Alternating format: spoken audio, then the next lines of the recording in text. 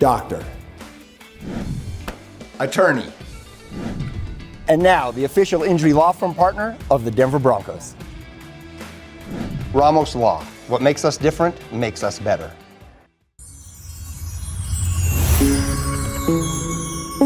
Hey there, my friends. Good to see snow falling in Colorado's high country. Good news for skiers wanting to head up for the weekend. We'll get about 2 to 5 inches, I think, at a lot of the resorts here. Look at Aspen. You can see the gondola running there. Snowmass. Looking forward to the snow that we've got on the way. Also at Copper Mountain. Beautiful shot there. And you can see here in Breckenridge that things are looking beautiful as well. What I love about Breckenridge is that at the base of Peak 8, they have heated there on the, all the patio and everything. So it's nice for everybody to walk on there, and we don't get the snowpack on there unless it's really coming down heavy. Do have this area of low pressure here, well off to our south. Now, there is going to be little waves of energy here, lobes of energy, if you will, kind of rotating out ahead of that thing overnight.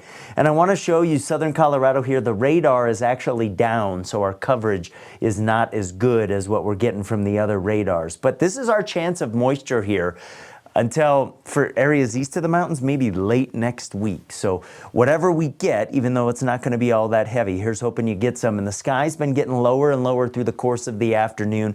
We'll be more likely to start to catch some rain and snow here into the evening. Clouds up on top of Pikes Peak. It was snowing earlier when I was watching one of the COG trains arrive. So here's the situation as we head through the night. Areas south of Highway 50, and I think particularly south of Highway 160 here over the mountains, are going to have the heaviest rain and snow. Areas to the north will get some, but they'll be less organized, and they probably won't be as heavy as the southern areas. And I think through the evening is our best chance across the Pikes Peak region up into Denver. Things start to end from northwest to southeast as we head into early Saturday morning, and we'll get that stuff out of here for the most part by lunchtime. In a lot of cases, then we get a bunch of sun for the balance of the day, and the start of the weekend won't be too bad. It is going to be rain in the southeastern corner here. Some of the clouds will keep us around 40. Still the potential for 2 to 4/10 of an inch. Here south of Highway 50, amounts will be spottier, heavier to the north.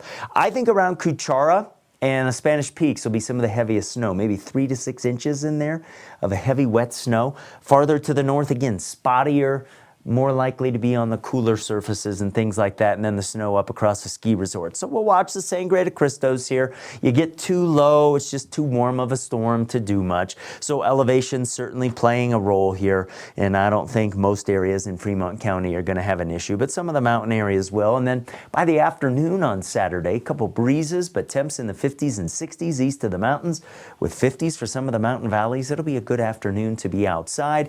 As we wake up on Sunday, we're not too bad. Pretty seasonal really for the time of year. Sunday will be an even warmer day. Sunday, the nicest day in the extended stretch here, because next week we've got some high impact weather on the way. And in classic Colorado fashion, it just depends where you are. Got fire concerns for some, ice, snow for others. Got that in your extended forecast. Thanks for watching Peaks to Plains Weather.